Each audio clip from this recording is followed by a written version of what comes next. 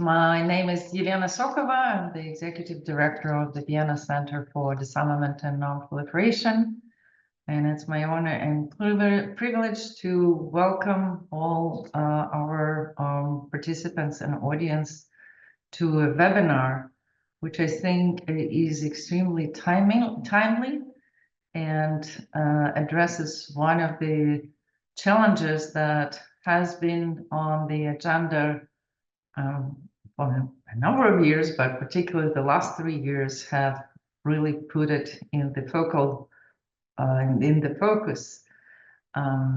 How do we ensure that we don't start a nuclear escalation and crisis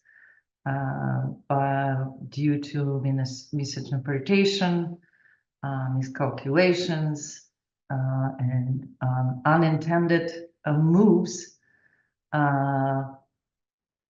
or in other circumstances. And there have been discussions on various practical proposals, but most of them focused more on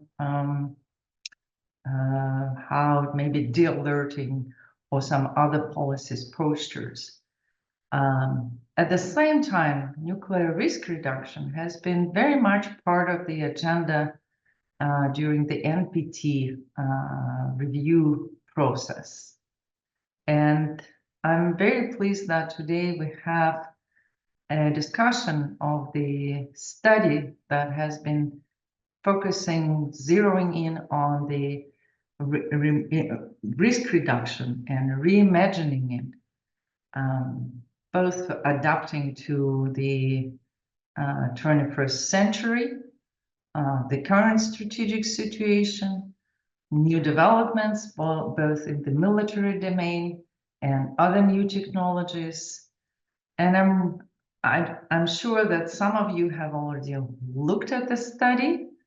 It offers a very interesting background, historical, but also the assessment of the current measures that are in place, and really thorough analysis of why some of this may not work or what new measures should be put in place. A fascinating read. And I'm really delighted that we had a very kind of an expert group of people working on it, with Nikolai Sokov from VCDNP, Sahil, Shah, and David Santoro from Pacific Forum being the co-authors of this report, with also contribution from some others. But it wouldn't, I would be remiss if I won't say that this study would not have been possible if we didn't have a support from the Swiss Federal Department of Foreign Affairs and the German Federal Foreign Office. Thank you so much for seeing the value in doing this research and helping us to materialize it. But rather than me speaking about the studies, we want to hear from the authors, but also I would be very pleased to open the floor and give an opportunity for representatives from the foreign ministries of Switzerland and Germany to say a few words.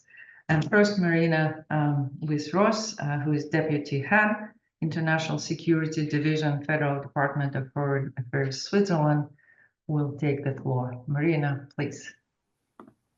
Thank you. Excellencies, distinguished colleagues, thank you, dear Elena, for giving me the floor, and thanks to the team of VCDNP for organizing today's webinar. I would also like to extend my appreciation to the Honorable Rose Gottemoeller for joining us today. It's good to see you, Rose. This is an impressive turnout. It's really encouraging, showing that this is a very timely discussion we have today. Excellencies, distinguished colleagues, for more than a decade, nuclear risk reduction has been a central element in Switzerland's arms control policy. In 2022, alongside Germany and others in the Stockholm Initiative, we developed a comprehensive package of nuclear risk reduction measures. Within the NPT framework, we have pushed this agenda forward alongside a broad number of states and are committed to continuing these efforts in the lead up to the 2026 review conference.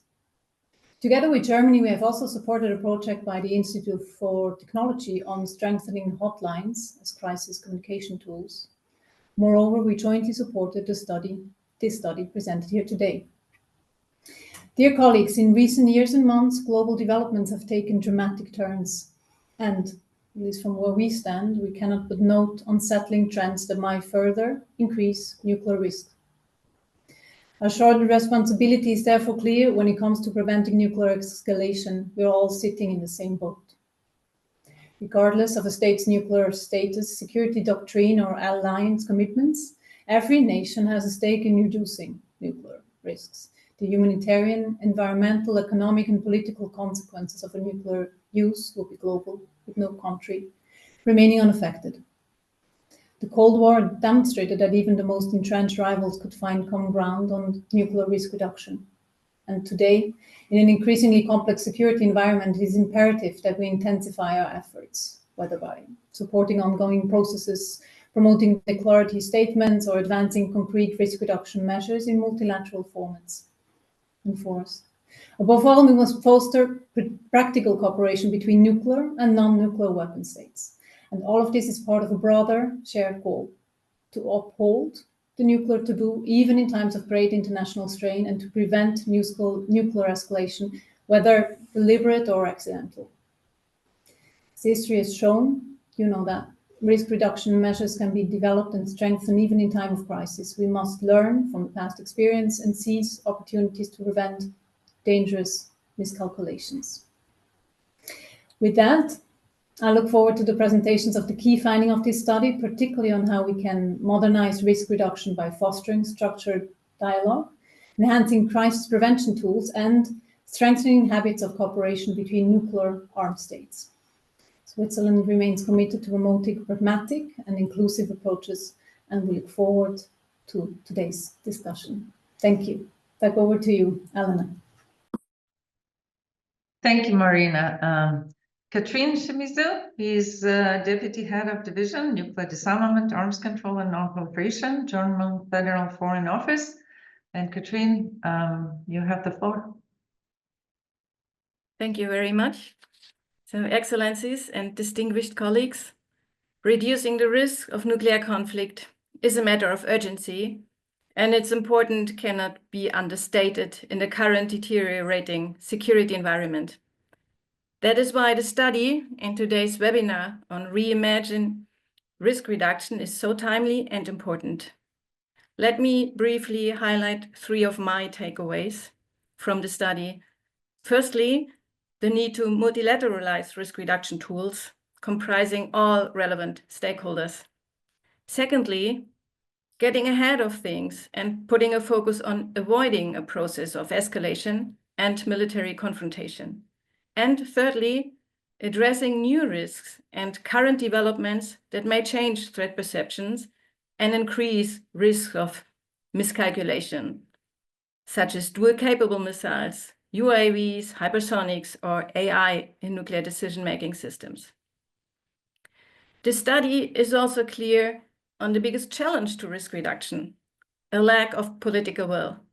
I quote here, "Reduction of risk of conflict requires 2 components, relevant tools and political will." End of quote. For years, the United States were ready for talks about strategic stability, arms control, and risk reduction, as underlined by former President Biden and just recently renewed by President Trump. Russia decided to say no, so did China. Therefore, I welcome that the study also addresses the feasibility of agreeing and/or implementing risk reduction tools, the stumbling blocks, and also lessons learned. My country, Germany, will continue its engagement on reducing the risk of nuclear conflict, just as my Swiss colleague says, and we really work closely with Switzerland on these issues, in the framework of CND as co-chairs of the Stockholm Initiative and in the context of the NPT. The multilateral statement on reducing the risk of nuclear conflict at last year's NPT PrepCom was an important contribution to that end. So is the study and today's webinar on reimagining risk reduction.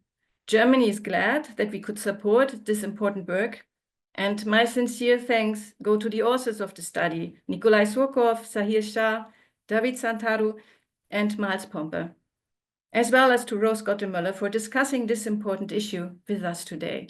Thank you.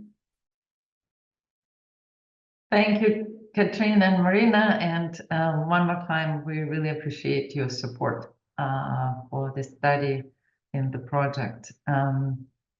Just a quick reminder to our audience, I suspect there will be many questions filing in, but I would encourage everyone to keep them to the subject of the discussion, because I've already looked at some of the questions filing in.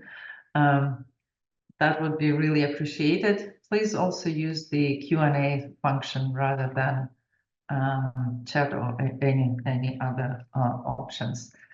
With that, I think we'll dive into the study itself.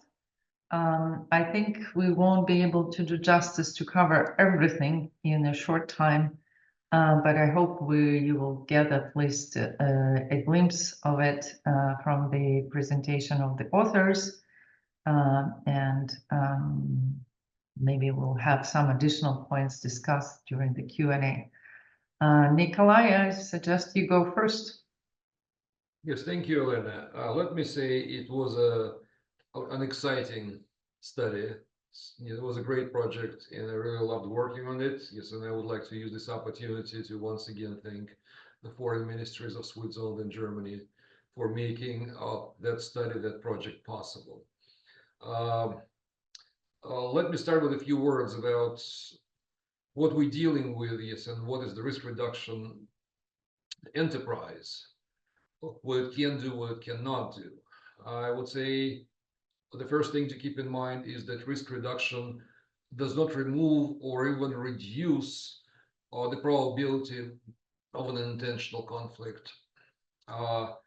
It only helps to avoid unintentional crisis. So kind of to solve the entire range of issues in the international relations in the international system, we do need other actual tools and other measures. Second, I would say that risk reduction is not a substitute for arms control. It does enhance transparency, it does clarify intentions, but it does not affect capabilities of countries. And third, important point to make here is that to engage in risk reduction, we do not need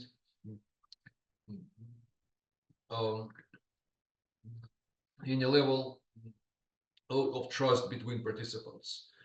Rather, when we engage in risk reduction, we can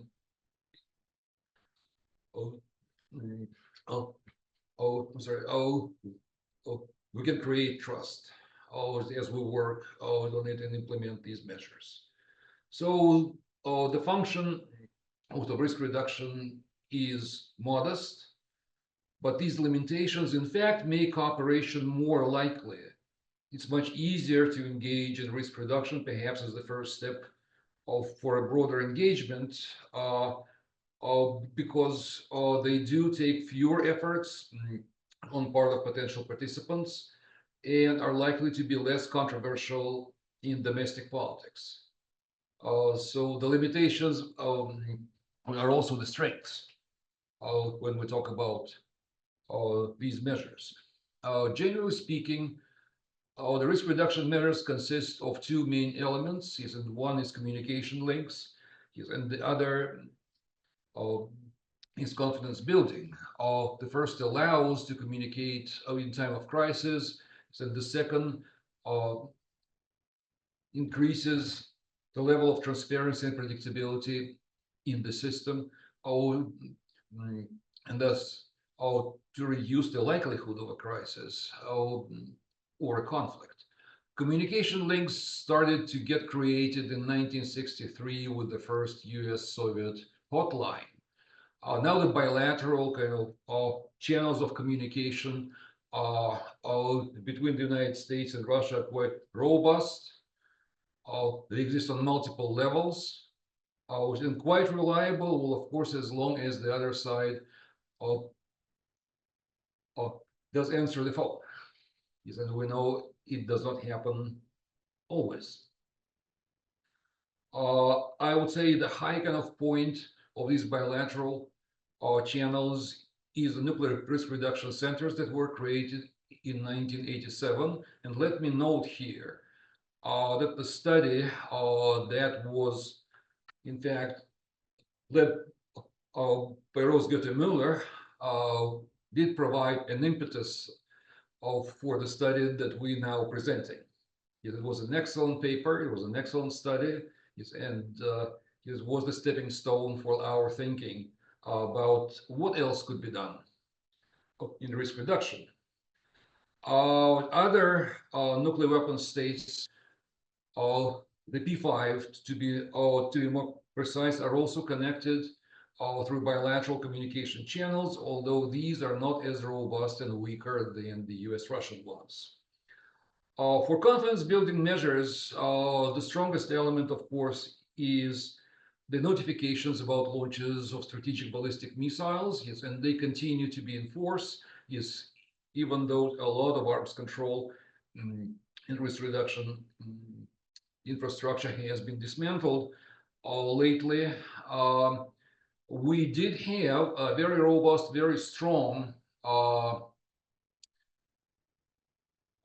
confidence building regime in Europe. Is unfortunately, it has very seriously degraded in the recent years, and we have almost nothing, or actually just nothing, in other regions such as the Pacific, South Asia, and the Middle East. So there's a lot to be done here. The problem is the following is, and that's kind of the main focus of the report. Today, the situation is quite different from the Cold War, when all these measures were negotiated. And the legacy system of risk reduction measures is not sufficient. We got new technologies. Some were actually, some were mentioned here today: advanced conventional, hypersonic, AI, even simply UAVs. So plenty of new capabilities that were not addressed during the Cold War because they didn't exist.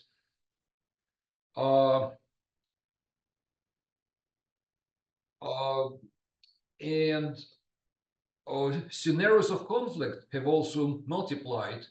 Well, it's not just the World War III, large-scale kind of war that might start instantly. So many more actually potential scenarios for small conflict escalating, well, including possibly to the nuclear level. The time constraints are much tighter than they used to be, and so on and so forth, and so on and so forth. So the whole system does need a qualitatively new level. The report suggests 3 directions.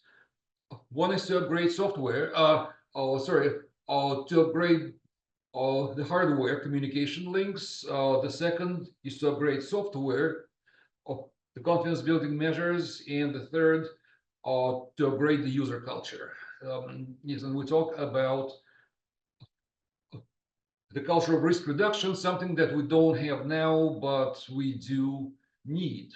When we talk about the communication channel, we do talk about highly reliable, robust, well, basically similar to the nuclear risk reduction centers that is now bilateral, network that connects all the P5 and in the future potentially more actual nodes, such as NATO headquarters, the OSCE, or a number of countries such as India, for example, and others, or the network that can be strong, protective, reliable, accessible 24/7, and so on and so forth. The confidence building measures should be vastly expanded, and we do have plenty of specific kind of proposals to address new weapon systems, more contingencies, and more regions. With essentially every member of the network should be able to raise any issue and connect to any member of the network or all of them at the same time. Finally, we come to the risk reduction culture. It should become a habit, that if you have a concern, feel uncertain, and so on and so forth, you ask questions, you request clarifications, and engage the dialogue before you act. That's very important. It should be a habit. Similarly, it should become a habit to answer questions, provide clarifications, and engage in dialogue when someone does need that. So the culture of communicating all the time, and it should also become a habit to volunteer information, to provide data, or to provide explanations of your actions, even before someone asks a question. I would say there's a clear need for a new level of risk reduction. Relations among states can never be smooth. That's okay. We can see some crises and so on and so forth, especially in the security realm. But it's within our reach to make sure that misunderstandings, suspicions, false alarms do not translate into conflicts and wars. So yes, and that's really the purpose of our report. Thank you. Thank you, Nikolai. Sahil, we'll jump to you. And I forgot to introduce you properly, our main speakers. Well, Nikolai is the Senior Fellow at the VCDNP, and Sahil is Senior Policy Advisor, Institute for Security and Technology. Take it away, Sahil. Thank you so much, Elena, and VCDNP for hosting us. I just want to make sure, can everybody hear me? Because everybody else is frozen for me. Okay, great. I just want to thank quickly the co-authors and the Swiss and German governments, Marina, Rado, Darius, Katrin, and also Robert, for their support, and the many government officials who gave their time to provide insights for the study and for joining us today as well. We have a lot of you in the room. And also to Rose, not only just for joining us for the discussion, but also for her paper with Dan Zukov on the National Nuclear Risk Reduction Centers and trying to multilateralize that effort, which provided the inspiration for the study, as Nikolai said. I want to build on Nikolai's remarks and start with the title of the study, Reimagining Risk Reduction. It's in the context of managing strategic instability. The first part, reimagining risk reduction. Risk reduction has become a core issue again, given the state of current relations amongst nuclear armed states, and in particular, the NPT nuclear weapon states, the P5 or the N5. Switzerland, Germany, and other states are working hard to see what can be done between now and the 2026 NPT review conference in a year to drive concrete progress. At the same time, the P5 have continued their dialogue on this topic, on risk reduction, including doctrinal transparency, but also crisis communications and other topics, with the talks currently being chaired by the Chinese and due to be passed into London's hands in the late spring. A lot of effort has gone into these multilateral processes between nuclear and non-nuclear weapon states, and this has been to try to create options for tools that could be committed to increase transparency, predictability, communication, and as a result, stability. It's also positive to note that the new US government, as it builds its administration, has sent positive signals that risk reduction is still a worthwhile proposition to them.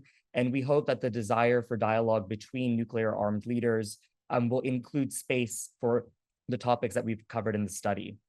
On the latter part of the title, Managing Strategic Instability, this was in part inspired by my former boss, Sir Adam Thompson, who very convincingly in the past and now has urged governments to think less about trying to guarantee strategic stability and more about managing strategic instability, especially in an age where there are several new factors at play, including the rise of AI and other emerging technologies in the military domain.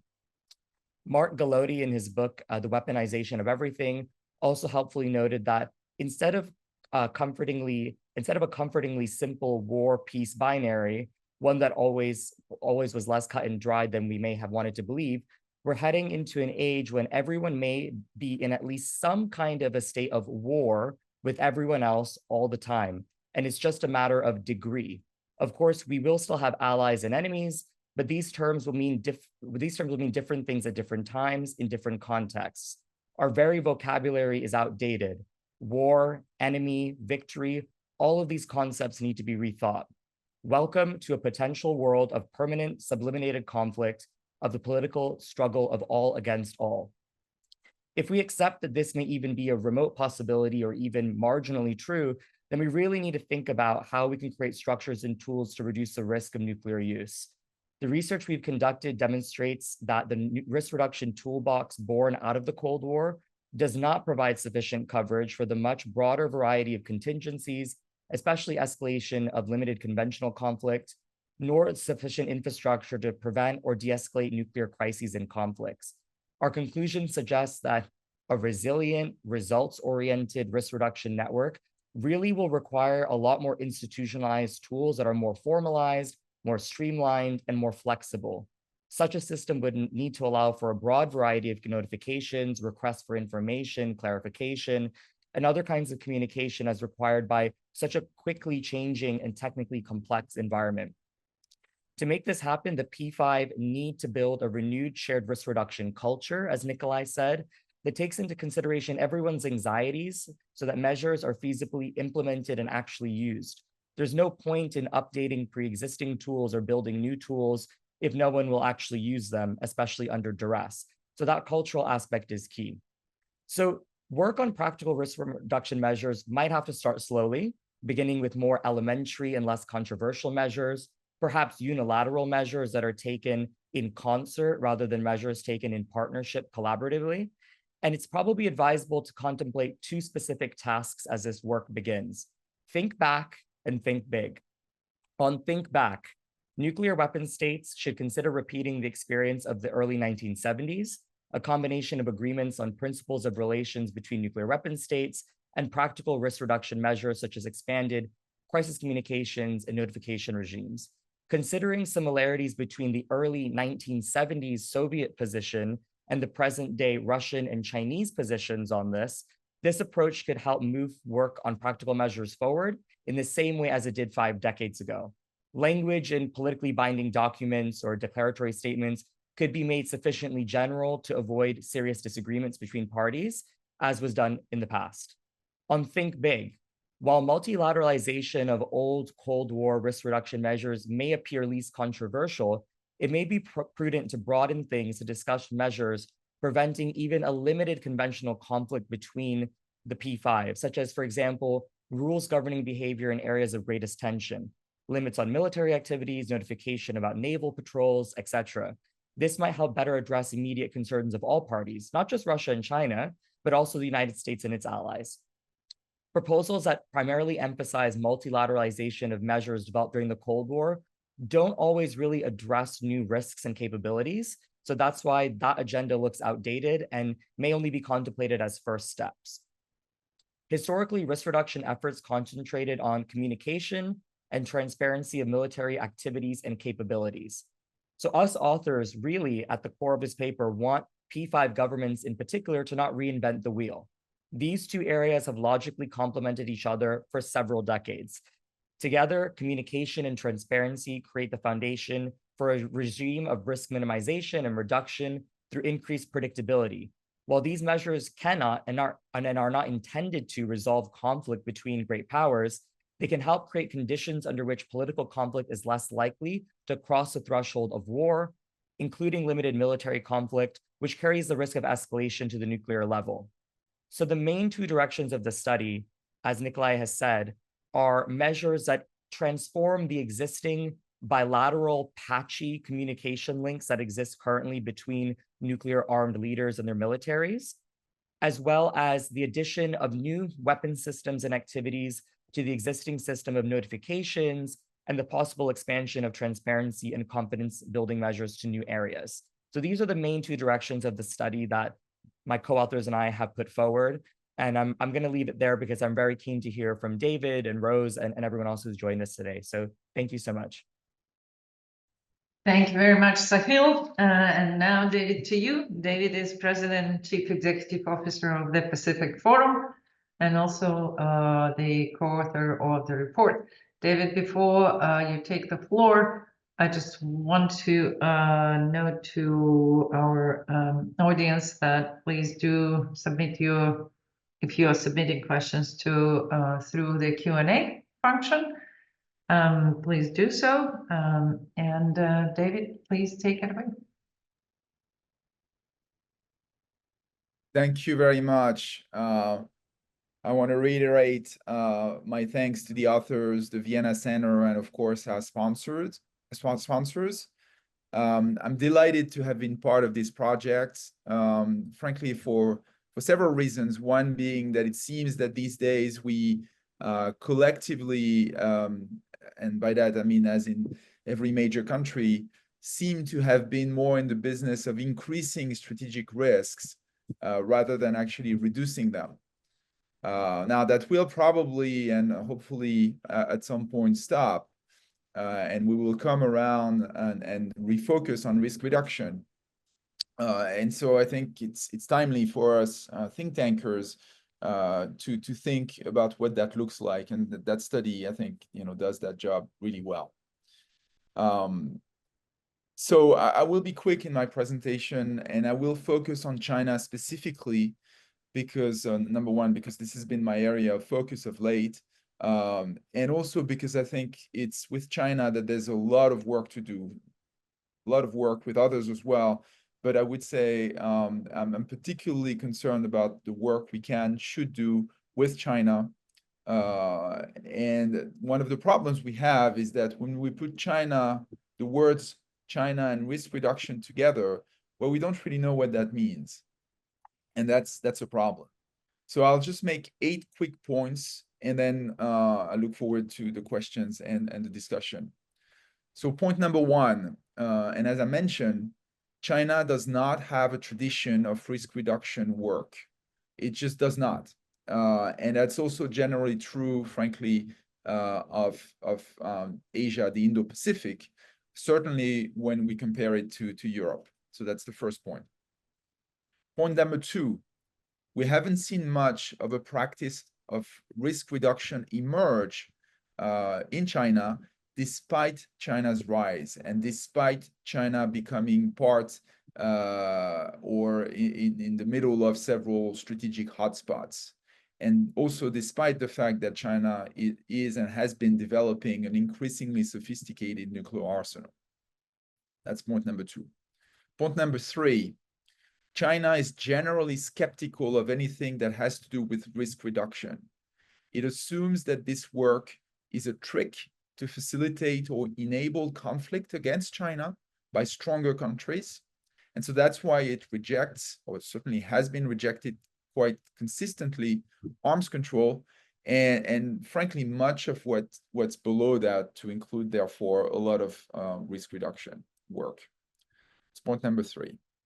Point number 4, China, therefore, prefers talking about risk prevention.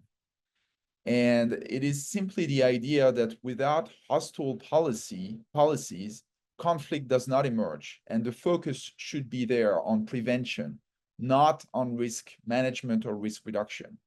And in its extreme form, that translates into China saying that, for instance, the United States should withdraw from Asia because no presence, no conflict, and problem solved.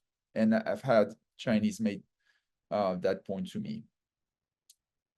Point number 5, and relatedly, for a long time, China didn't see a need to talk about nuclear risk reduction because it said that every nuclear power should, as it does, adopt a no first use policy, which is a commitment never to use nuclear weapons first. And the idea was that because such a commitment is the perfect nuclear risk prevention approach. And so this has been really China's approach, focus on prevention. Point number 6, China is generally confident that it can control crisis or conflict escalation up to the nuclear level, and it even thinks that escalation can be a good thing to advance its interests.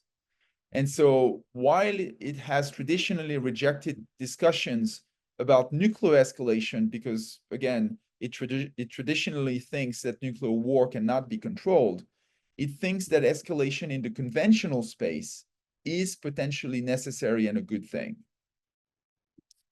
Point number 7, and this is important, China's approach to risk reduction is changing a little bit, in that Chinese scholars do begin to recognize the need to engage in those discussions and to explore, in particular, the risks posed by the interconnectedness and interaction of other weapons and domains, notably space and cyber, with nuclear weapons. And so the discussion space with Chinese around risk reduction has been opening in recent years. Point number 8, and this is my final point, despite that change, and again, we're at the very early stage of that change, we have not yet seen anything very concrete and certainly nothing groundbreaking in that space. And this is despite China ramping up its nuclear modernization program. So in the end, when it comes to China, we are not in a good place right now. As you know, China completely rules out any form of arms control. And even when we're talking about possible low-hanging fruit in unofficial discussions, we have not seen much action in the official space. I'll stop here and look forward to the discussion. Thank you, David. It's certainly China probably is the hardest point at this point to bring to the table on one hand. On the other hand, China is, as we know, is now leading the P5 process. So maybe there is an opportunity to have more specific discussion on these issues during that presidency. But picking up on what Nikolai said at the beginning, that this is something that risk reduction measures that you guys propose are probably easier to implement. Countries agree to it and have political will as compared to other measures. But at the same time, it's clear to everyone that it's not that easy to implement that and agree on that. So we have to be realistic on what is possible, but without pushing and offering new ideas, we are not advancing this agenda. So it's good to have this discussion and discuss all these measures. Before I give the floor to Rose, I also wanted to note that some people asked in the Q&A session whether the study is available. And yes, it is available, and it's on the VCDNP website, VCDNP.org. You can find it, and I think somebody also answered it in the Q&A session. And whether the recording of this seminar will be available, it is also yes. So you will have an opportunity to watch it fully or rewatch it if you wish. But Nikolai has already referred to the study that was led by Honorable Rose Gottemoeller early on the risk reduction. And it is my greatest pleasure and really a big thank you, Rose, to you for being able to join us today and offer your remarks. For those, I'm sure everybody's familiar, but just in case, Honorable Rose Gottemoeller is currently a lecturer and research fellow at Stanford University, but previously a former Deputy Secretary General of NATO, and also is extremely known as the chief US negotiator of the new Strategic Arms Reduction Treaty between the US and Russia. Rose, such a pleasure to have you here with us today.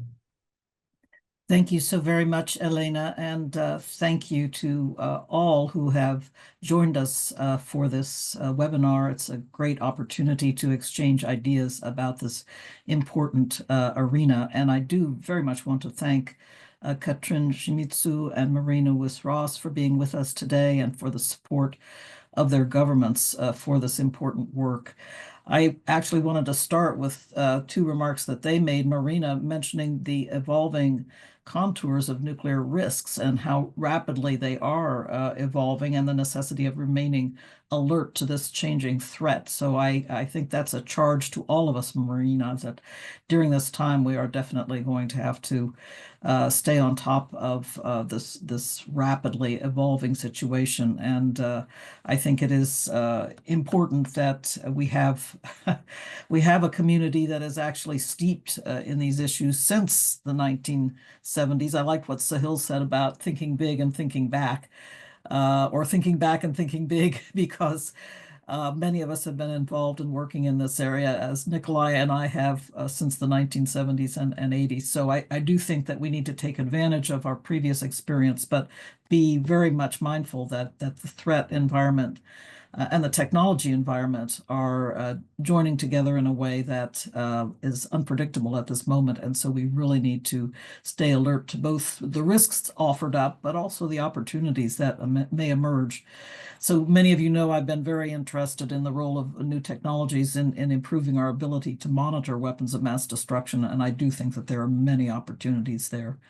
I also wanted to say thank you to Katrin for emphasizing multilateralization, and I know we've had a few skeptical comments about that, but in reality, I do think that we need to be really creative nowadays in thinking about how to multilateralize. I do believe, as David said, that there's a glimmer of more interest on the part of the Chinese, and Elena's point that we have a few more months of the Chinese chairmanship of the P5 process to try to nurture that seedling and bring it into a healthier state. I do think we just have to stay on it in terms of multilateralization of these efforts. So I did want to broach a few ideas for you this morning with my very positive attitude toward this report. Overall, I endorse its findings, I endorse its recommendations, and I urge you all to read it carefully because it's a very good conceptual approach to thinking about it, as well as with some practical recommendations that are very well articulated. But I wanted to give you a few additional ideas to think about, and I welcome comments on this today, but also if you want to reflect and come back later with some comments to me, I would be very happy about it. I do build these on this report that Daniil Zhukov and I did, and I want to stress that Dan Zhukov was a major author there in the study Nuclear Risk Reduction Centers, a Stable Channel in Unstable Times. It was a report that Dan and I did for the Stanley Center, and it's available on the Stanley Center's website. But I've been thinking a lot about getting beyond nuclear risk reduction centers because we have run into some resistance concerning nuclear risk reduction centers because they are and can be. It's not only the politics of it and the long-standing resistance of the Chinese, but I think they are and can be expensive to operate. They're 24/7 facilities. Ministries of Defense or Ministries of Foreign Affairs have to make a commitment to essentially hiring the linguists, making sure that there is the platform available, the bricks and mortar facility, making sure there are experts available from the armed forces or up from among the diplomatic corps. So it can be an expensive way to operate. And so I've been thinking, all right, nuclear risk reduction standards, risk reduction centers are indeed the gold standard and have a great value. But are there other approaches that we might think about in future to bolster that idea and supplement it? One idea is out there. Many of you may have had a briefing from the Institute of Security and Technology, Philip Reiner's group, on his so-called Catalink system, which is a system that makes use of, again, a secure, resilient comms system riding on a global mesh network. I'm not particularly an expert in the technical details, but I'm just noting that this is one approach, making use of a commercially available outside single platform in order to facilitate communications. What we're looking for, even in a time of war and heaven forbid nuclear war, we're looking for redundancy, resilience, reliability, and availability. So there is one possibility is this approach that that Philip Reiner has been developing. But it occurred to me that we have a kind of opportunity perhaps in the way that all of the P5 countries are beginning to develop now their version of space-based communication systems. First and foremost, of course, we have now the Starlink system that has been developed in the United States that is so valuable and important to the war in Ukraine. It has allowed the Ukrainians to continue to operate their internet and to communicate in the depths of this terrible conflict. So the United States was first, but each of the P5 has something going on here. The Russian Federation, for example, has the Gottemoeller system that was developed and put in place by Dmitry Baklanov, currently head of Roscosmos, but he was the CEO of the company that initiated the Gottemoeller system. In the last couple of weeks, we've seen the Chinese putting up the second of their so-called Qianfan system, which it's part of the Guowang satellite constellation. The first batch was launched in December, and now we have the second batch going up in February. So the Chinese have something happening here. And finally, in the EU setting, we have the so-called IRIS-2 system that has begun now. I think it's still very much in the incipient stage, but in December of 2024, decisions were made in the EU to move forward with an EU satellite communication system. So all I'm saying is that there's an opportunity to build perhaps redundancy, resilience, reliability, and availability, and also generate interest in preserving space-based comms in wartime. We're all worried, essentially, that space-based comms in conventional as well as nuclear war could come under early attack. So if each of the P5 states develops official links on each of the other satellite comms providers, we have multiplicity, we have resilience there, but also a mutual interest in preserving satellite communications. So it's a new idea. It's a bit off the wall. Maybe it's not practical because of the differential performance of the different systems. Obviously, the U.S. has a big jump on this, but nevertheless, I do think it's an idea worth considering because, frankly, it's built on the idea of the old hotline system. That there should be both a Russian or a Soviet in the beginning platform providing for the communications and a U.S. platform. And I know of what I speak because one of my first jobs in 1976 and 1977 was to be a linguist on the technical side at the Fort Detrick downlink for the so-called Molniya satellite system, which was the USSR's contribution to the hotline. So I wasn't the linguist sitting at the president's side in the White House, heaven forbid, should he ever need to use the thing, but I was the technical linguist sitting at the satellite facility. So we were working with the Soviet satellite technicians every single day.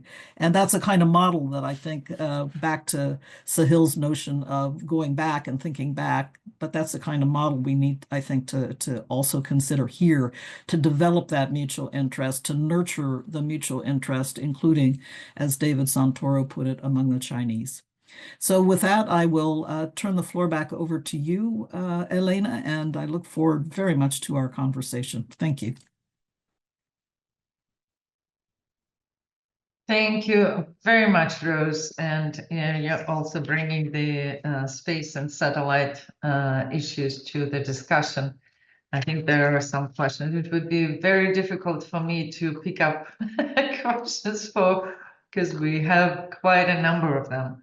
And I will try to group and see though for the overlap. I'll start with a question that popped up several times in different kind of incarnations. First and foremost, speaking about the impact of artificial intelligence. And into looking at it both as the potential challenge to the risk reduction or preventing the escalation and crisis and conflict, but also as a potential tool to decrease potential for escalation and reduction, or for verification and transparency. Would any of you want to take the floor? David? Okay, go ahead. Thank you. Excuse me. Thank you. I'll start and say a few words. So is it a risk? Yes, absolutely. Something that we need to pay attention to, frankly, that we need to understand and see what it is that we can do about it. What I will say, though, and this is to give, I guess, a potential spin to it, is that nuclear positions and postures when it comes to negotiations are very well known and quite often entrenched. That's not the case when it comes to artificial intelligence. And frankly, I would also add cyber space discussions and so on. And so what at least I find in some of the dialogues that I have is room for exploratory work, because we are trying to figure out what we're talking about, the problems, the potential opportunities, and therefore I see that as potential for, again, exploratory work. So yes, I think we are all worried about the risks. We don't really know what the risks are, but we are interested in finding out what they are and figuring out what it is that we can do and how. So I see that, I try to sort of give a positive spin to it. And I see that as a potential for certainly more work. And at least in the China context, as I mentioned, the Chinese, who for a long time were reluctant to engage on risk reduction, seem to be increasingly interested in engaging in that work, particularly when it comes to cross-domain deterrence and the interactions of all these emerging technologies, including artificial intelligence, with the nuclear weapons problem. So that's my 2 cents on that point.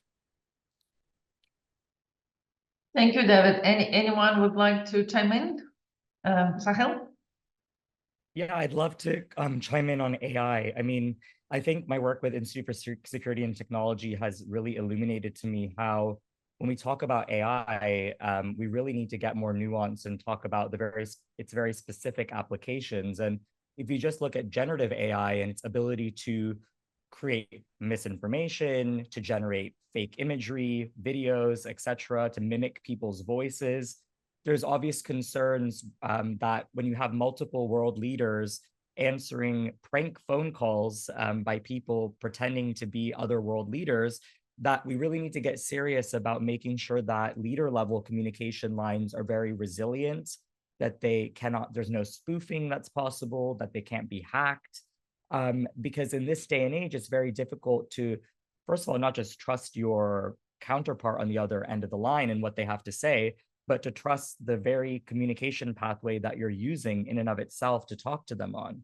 So I think that there's a lot of risks with AI, but we've got to get very specific now and serious about certain applications of AI and what they can possibly do, both negatively and positively. And like you said, I think VCDNP has done a lot of work on this as well. AI can also be leveraged in its many applications to help with verification, with monitoring, with making sure that there is increased ability to have strategic threat assessment, early warning, etc. But of course, there are risks of data poisoning and automation bias and adversarial AI attacks. So there's positives and negatives, and I don't think that we need to be scared of it. I think that we just got to get a bit more serious about talking about it in a more nuanced way. So that's my only plea to governments, especially those armed with nuclear weapons. Thank you, Sahil, and thank you, David. I think we'll move on. I will now pose questions that actually we'll start with a question regarding a request actually to elaborate a little bit more about the link between conventional and nuclear risk reduction. I think the study does a pretty good job, but maybe it would be good to say a few words on that. And then there is a specific question to elaborate a little bit more on the inclusion and the need to inclusion of long-range cruise missiles into what at least one of your recommendations. I think Nikolai would start first, as I can see. Oh, yes, thank you. First, well, about including the cruise missiles. Well, really, since the 1990s, cruise missiles have become one of the main actually tools for warfighting. And they're not there on the list of notifications that countries exchange.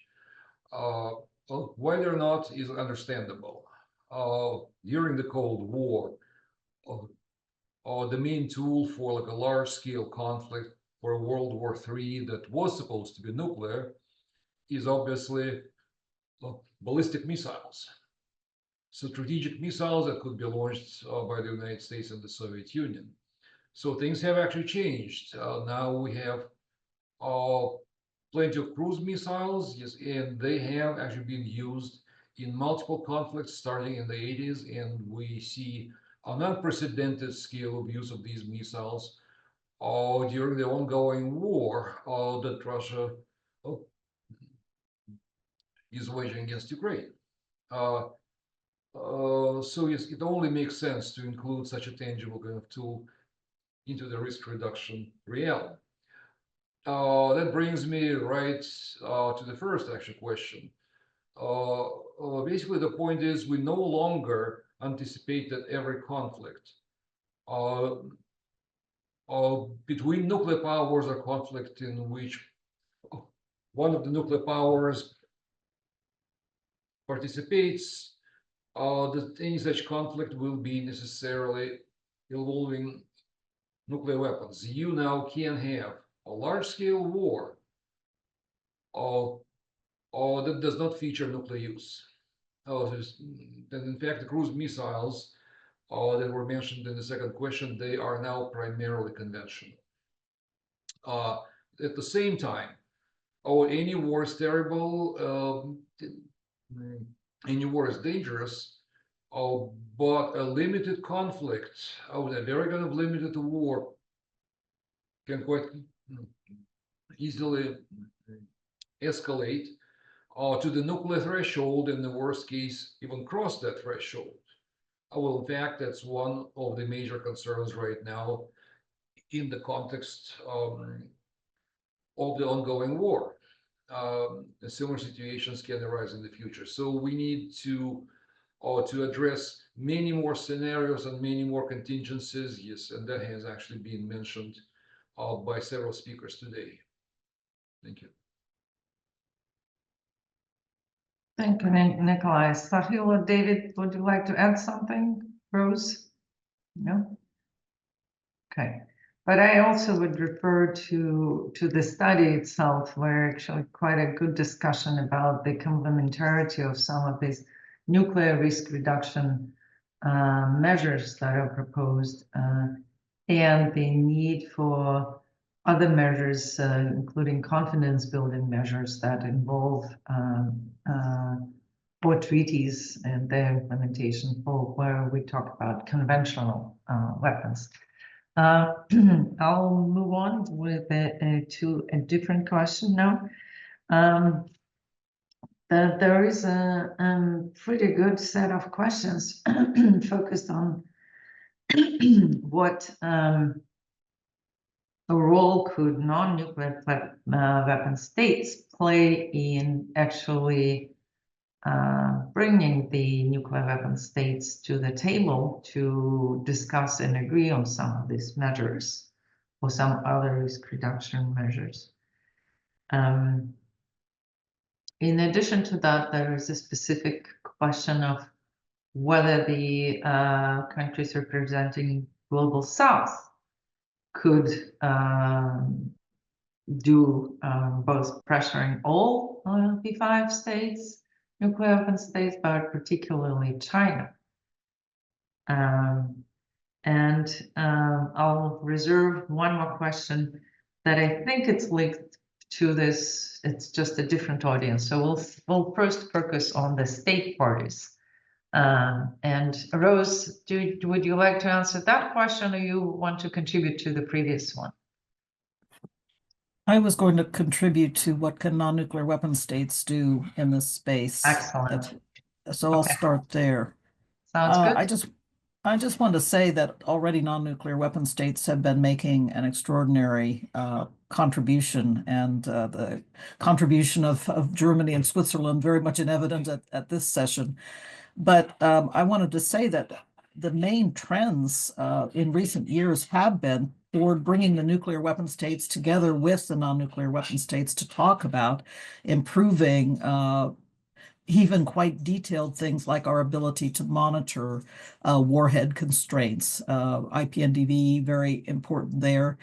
And I do want to endorse, the kind of series of activities that have gone on. We heard about the work a moment ago that Switzerland and Sweden had been doing together. So there's just a lot that has gone on even in the last almost 20 years in this space, and I think we need to continue to nurture and develop that. I do not know where the current administration in Washington is going to go with initiatives such as the SEND initiative, but I do think that has really had a very positive impact in recent years, bringing together countries, non-nuclear and nuclear weapon states, to talk about what the conditions would be to really move forward on some radical disarmament measures. So I think it's very valuable to continue this work, and again, I hope that the current administration, since it was created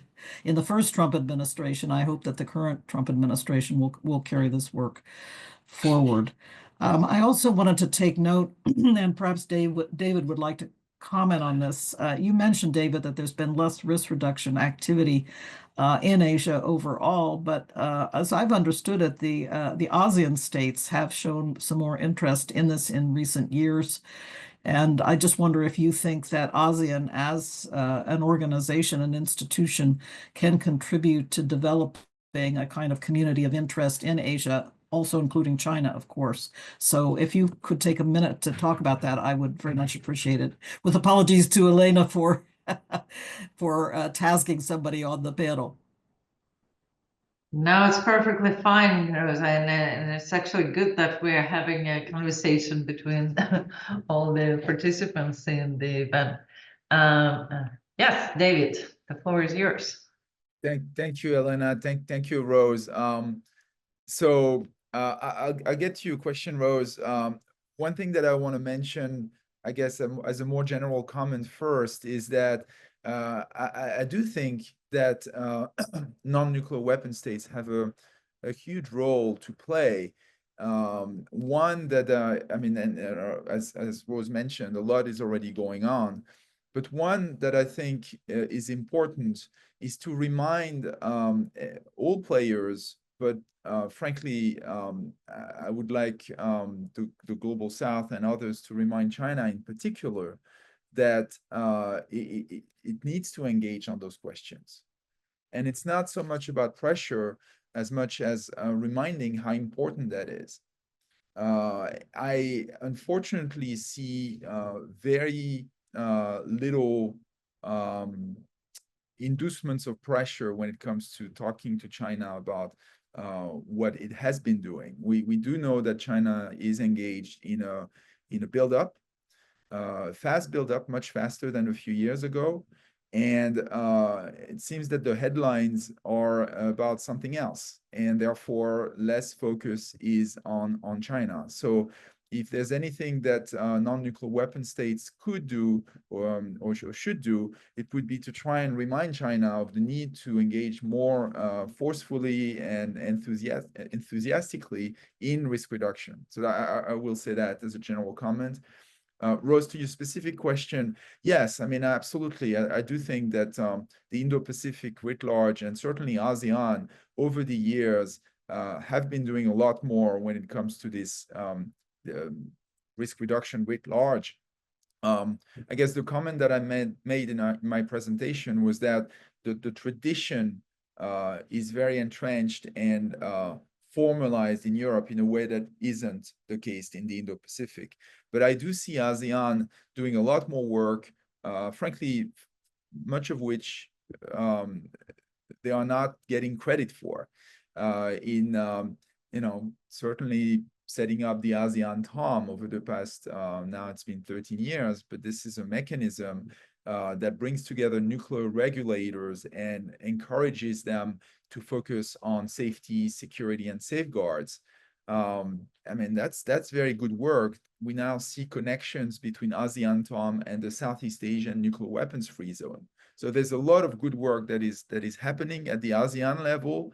And one of the things that I've been encouraging ASEAN to do is to try and export that model from Southeast Asia to the broader Indo-Pacific, because we see a lot of activity in ASEAN, therefore in Southeast Asia, much less in the broader Indo-Pacific. So how that can be done is yet to be worked out. But I think I agree that the center, as you know, ASEAN centrality is something that is important to ASEAN. It would be good for them to actually share that work more and engage with the broader region. Thank you, David. Miles, I see your hand. Yep. Thanks, Elena. I just wanted to chime in. David forgot to mention that he and I co-led a report a couple years ago for Pacific Forum on the very issue of risk reduction in the Pacific. So I encourage people to read that. And I would say that the one shortage of ASEAN, of course, is that it's not including the Northeast Asian countries, which if you're going to have a regional focus, you really want Japan, South Korea. I mean, China has some input into ASEAN, but we want to have the whole region. And eventually we need to really start thinking about something that's closer to the Helsinki process in the Asian region, because that's the real history that you have behind all of this here in Europe that we don't have in the Asian theater. Good additions, Miles. Thank you for that.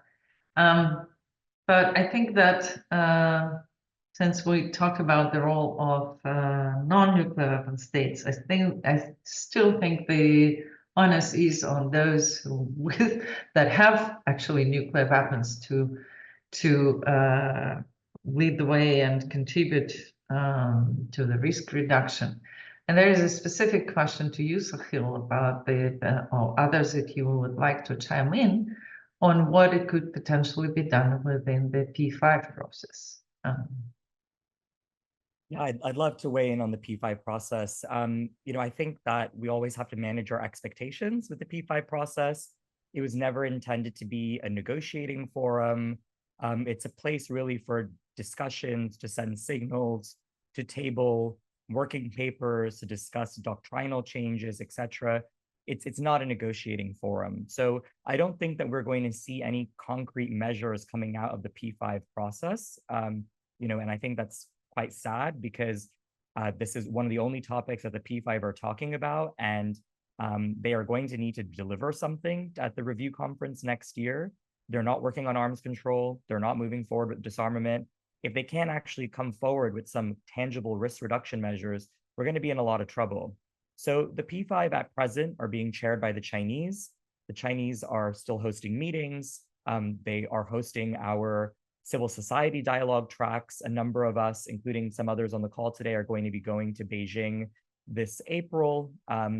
And I just am quite shocked, to be honest, about how stuck they are still on this chicken and egg situation between, on one hand, Russia and China saying that we need to first deal with root causes and then get to concrete measures, versus the others that say we need the concrete measures to build the trust to then deal with the root causes and just slowly chip away at the sort of dysfunction within the relations that hinder larger progress on arms control, etc.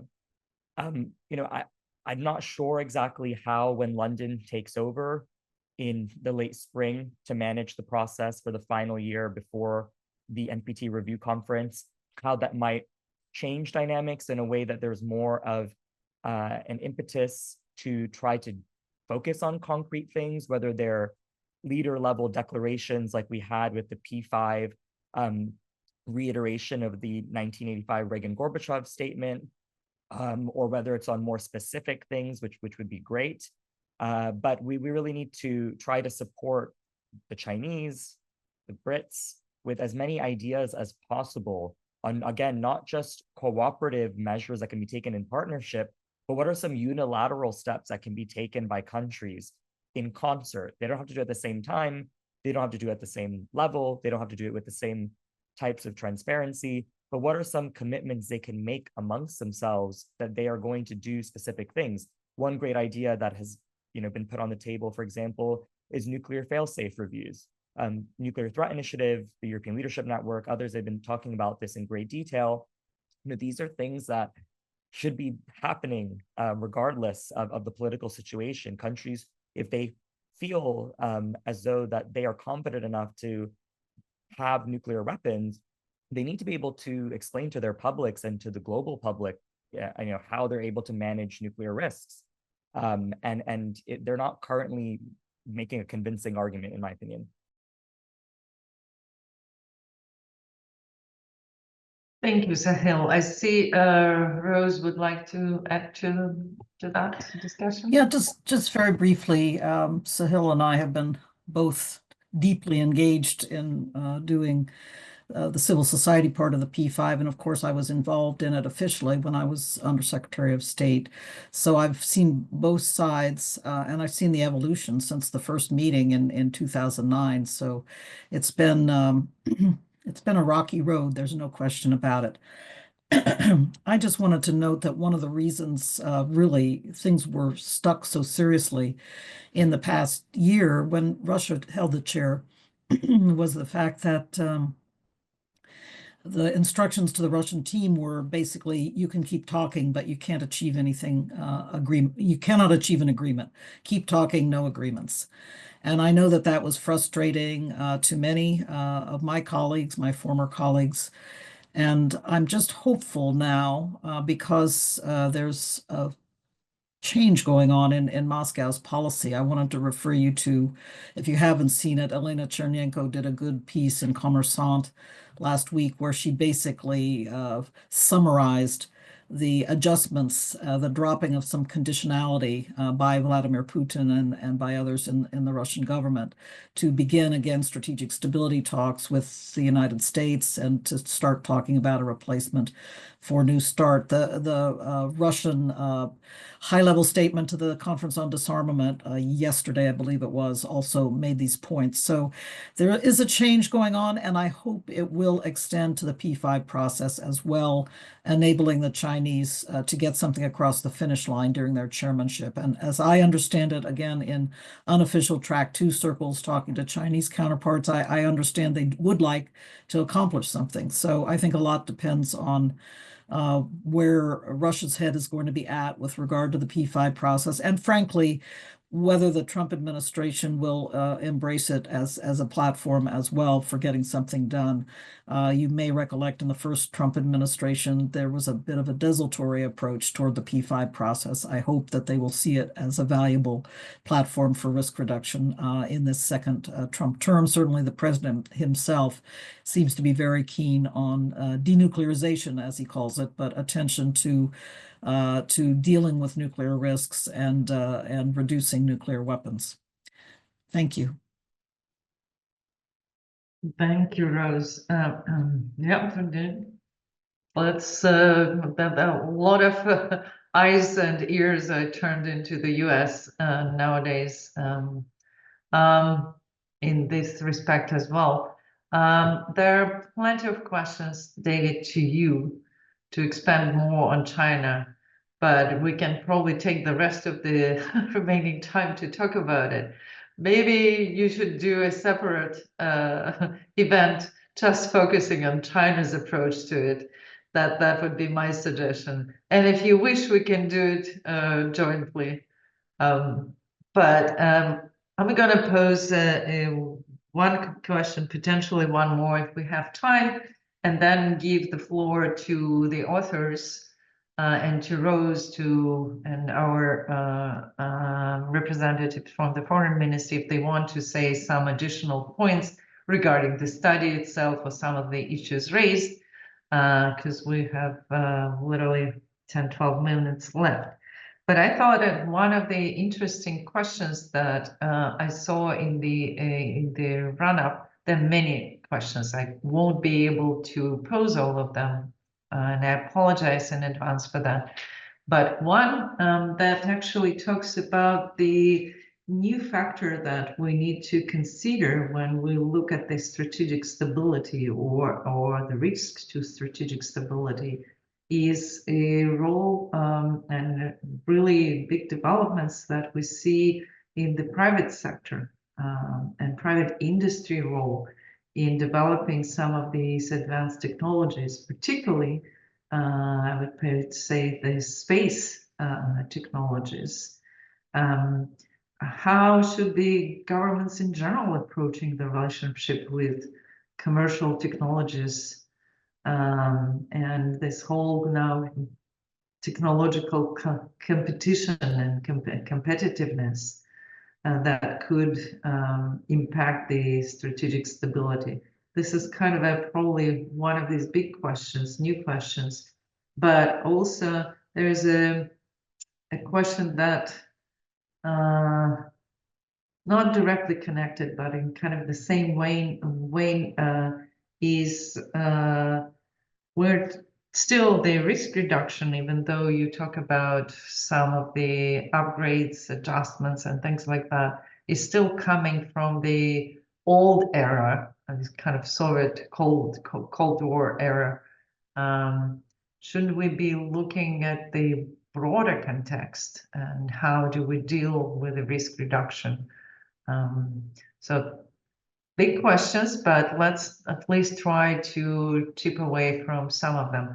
I saw Nikolai's hand first, then I give the floor to Rose. Nikolai.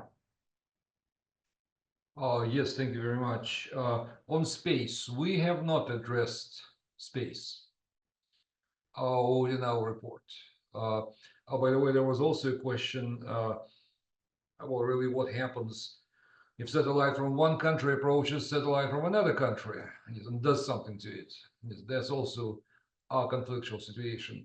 So far, in fact, we have not seen possible developments in space that might generate direct conflict or direct war, although space capabilities are actually growing.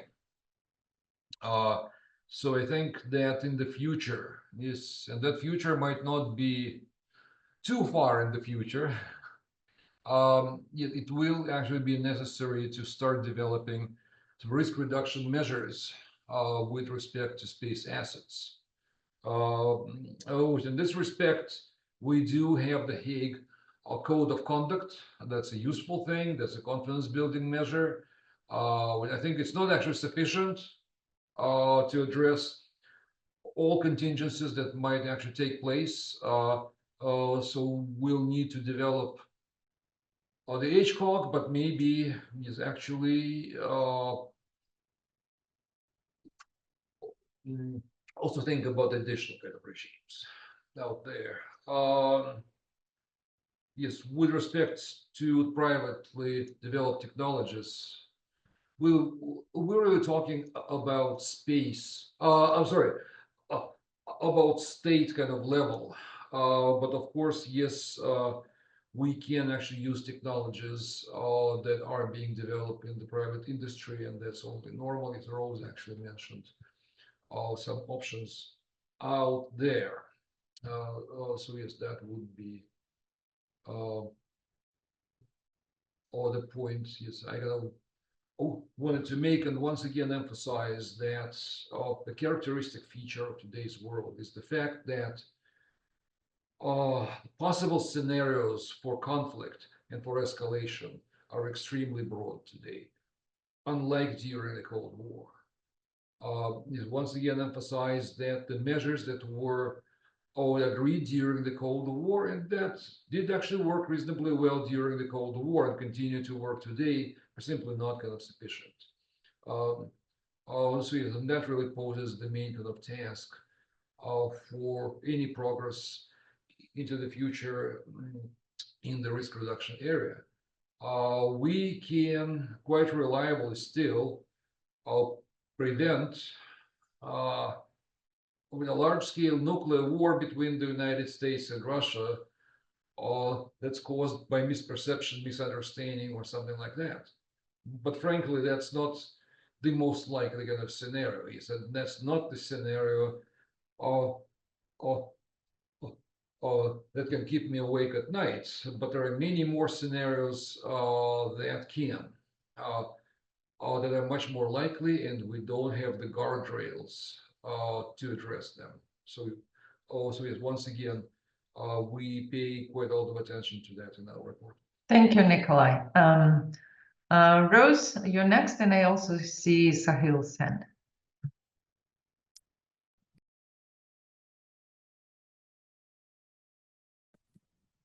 Thank you very much. I wanted to take a moment just to talk about the opportunities that are presented by these new technologies, because we tend to be focused on the risks and the issues that they might foretell for, well, nuclear command and control has been a big focus of attention, but everybody is concerned about risks. But I wanted to talk about what I see to be the opportunities, and in particular, bolstering so-called national technical means.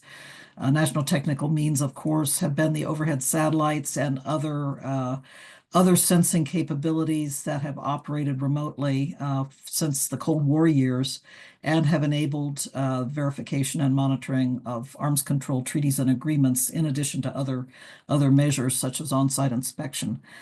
But nowadays, those were all owned and operated by governments. Nowadays, we have these enormous constellations of commercial satellites that are imaging and providing different kinds of information, even in different spectra, such as the thermal spectrum.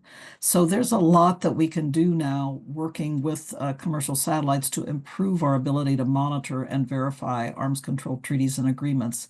And there are other, I think, commercially available assets that will also help and enhance these kinds of capabilities. So my view is that we should begin to broaden the concept of what national technical means are to include and incorporate commercial platforms of various kinds. Now, to make it acceptable to all, at the moment, the United States dominates the commercial satellite industry. But again, as I referred to the comms satellites a few moments ago, we have imaging satellites being put up by the Chinese, already available in commercial markets for images. They're used not only, of course, in the defense and security realm, but for applications in industry and agriculture and so forth.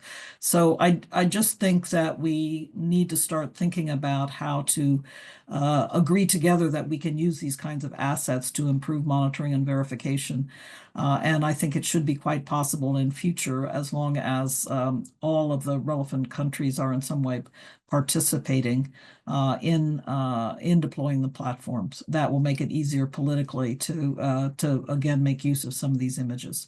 So thank you for this opportunity. It is something that I believe will take some time for people to digest, but I do welcome what I've heard from some foreign experts among the P5 that they see the rationale in expanding this notion of national technical means to include commercial assets. Thank you. Thank you, Rose. Sahil?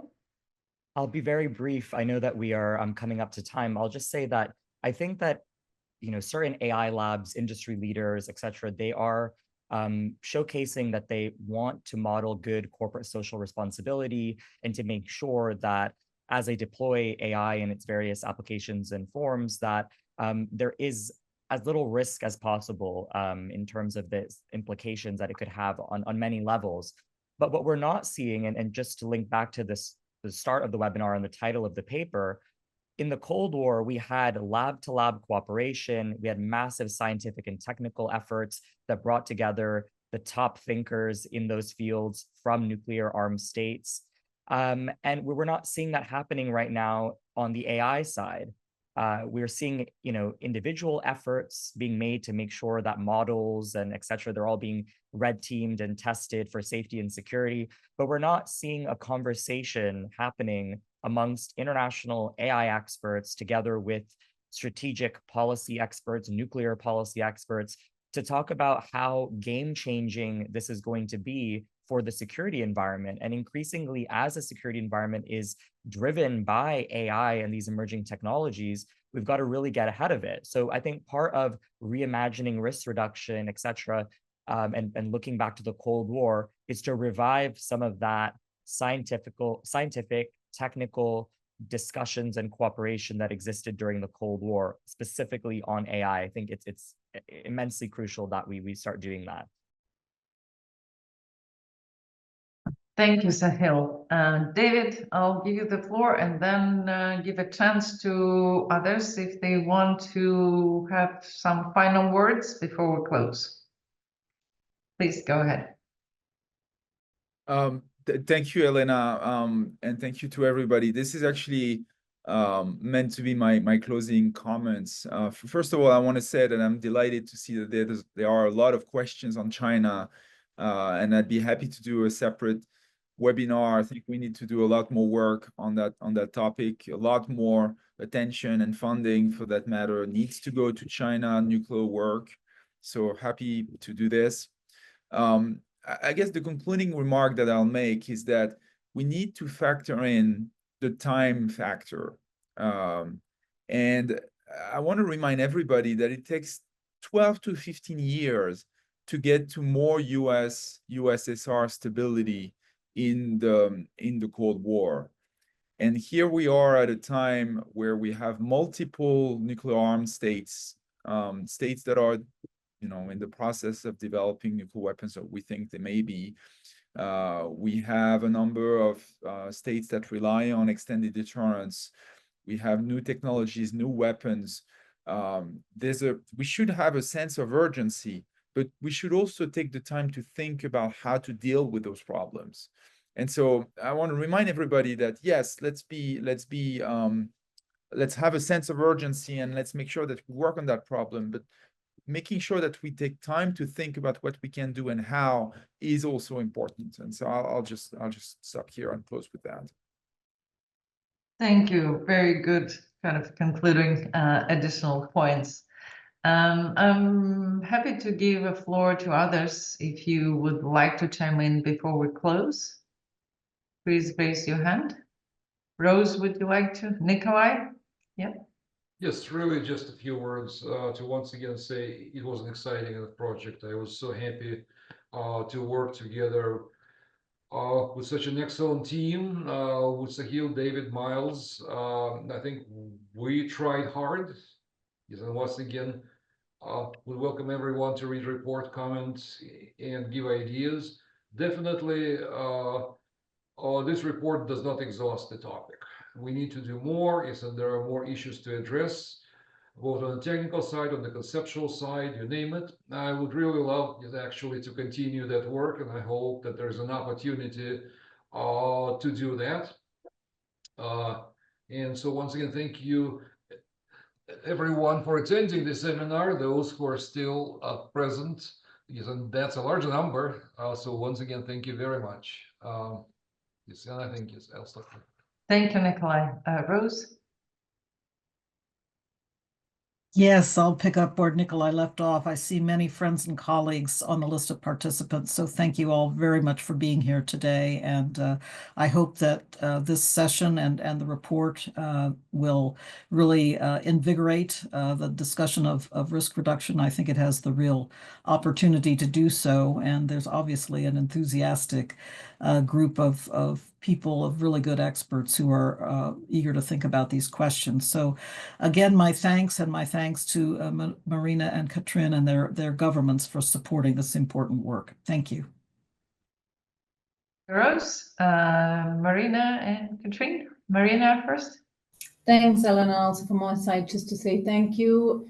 Think back and think big. I think that also applies to arms control more generally. I think it applies to where we are in our security environment, where we have to go with security policy thinking, and we need brain power. So that's the brain power we have right here. Thank you so much for that, and we'll continue to do our part as we go on the cycle. Thanks so much. Thank you. Katrin? Yeah, thank you very much. I enjoyed this discussion very much, and I took a lot from it. I just want to highlight at the end the role of the non-nuclear weapon states again, because it was raised. And of course, nuclear risks have a potential impact on all of us. So it is in our common interest to reduce the risks of nuclear conflict. And whereas the largest responsibility does lie with nuclear weapon states, and here we see more engagement from some than others. But of course, non-nuclear weapon states also have an important role to play by putting pressure on nuclear weapon states, but also by engaging in dialogue with the nuclear weapon states and with each other, developing ideas, working on initiatives to elaborate risk reduction measures and their implementation. And here again, I find this report extremely helpful. And that's the spirit in which we will approach the NPT PrepCom coming up in April and May. So many thanks from my side. Thank you, Katrin. And just on the topic of the PrepCom, there is a plan to have a side event focused on the risk reduction, including this particular report. So the discussion will continue, and those of you going to be in New York for that, please take note of it. But I also want to join everyone and thank the authors of the report. And Rose, thank you so much for joining us for the discussion today. And obviously, most Marina, Katrina, and the ministries for the support of the work. And it was really an exceptionally interesting discussion, but I feel like we only kind of scratched the surface. There is so much that could be followed down on that. Thank you, everyone. Thank you for joining us today.